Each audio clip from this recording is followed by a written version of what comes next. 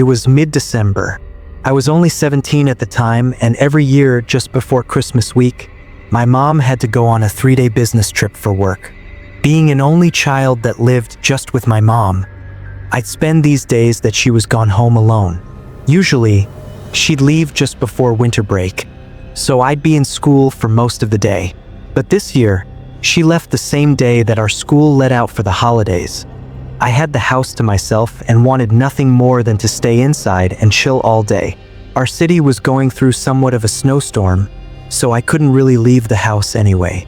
I made some of the food that was left for me and found a new movie to watch. I had to pause it several times throughout the couple of hours, though, because the wind and snow would suddenly pick up and get really loud. It seemed like every time I looked outside, the weather was worse. Then, around 7 or 8, someone was walking up to the front door. I could hear their footsteps kicking against the snow, and they coughed several times as they slowly made their way up to the porch. I didn't have a clue who it could be. I paused everything and looked at the door, waiting for them to knock or ring the doorbell as more time passed.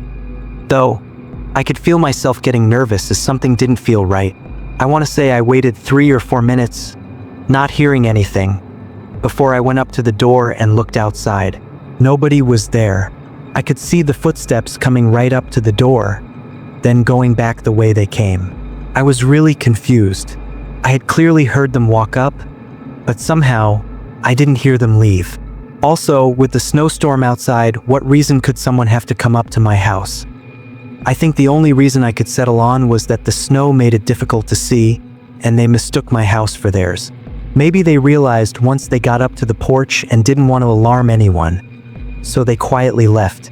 It's probably a bit of a stretch, but I guess it was possible.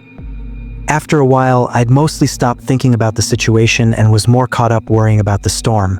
The power cut out a few times, lasting for several minutes before it came back on. Because of that, I couldn't really watch TV or anything, so I just sat on the couch and scrolled on my phone. It was maybe around 11 when, through the harsh wind, I heard a thump against the house. I initially ignored it, but only a few moments later, the power cut out again. Thinking the thump might have caused it, I got up. It sounded like it was from the side near the kitchen, so I turned my phone light on, then walked over and looked around. I thought it was probably just a coincidence that the power shut off right after I heard the thump, but I just wanted to be sure nothing happened. I didn't see anything and started to walk away. Hey! I jumped and looked at the back door, seeing a man standing against the other side. The back porch light wasn't on, so he was mostly covered by the dark. I could only see his face peering in at me. "Hey kid, would you get the door for me? It's freezing out here," he said, putting his hand on the door and trying to open it. My head wasn't fully grasping the situation yet, and I kind of just stood there and stared at him. "Kid, get the door, please." Something gave me a bad feeling. I knew better than to trust this guy, even though it was a blizzard outside.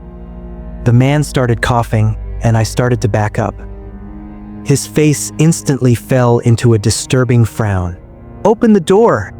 he yelled, banging his fist against it several times. I ran back to the couch and got my phone. I then stood in the hallway and watched the man as I dialed 911. My phone was struggling to hold service and kept dropping the call, but after a few tries, I was able to get through long enough to ask for help.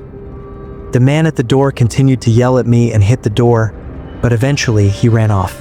I'm assuming the snowstorm caused some trouble for the police, as they didn't make it until nearly 30 minutes after.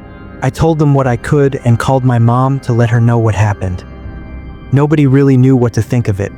He could have been stalking me and trying to guilt me into letting him in, or he could have actually been in need of help, although it's unlikely. I never saw him again after that night, though.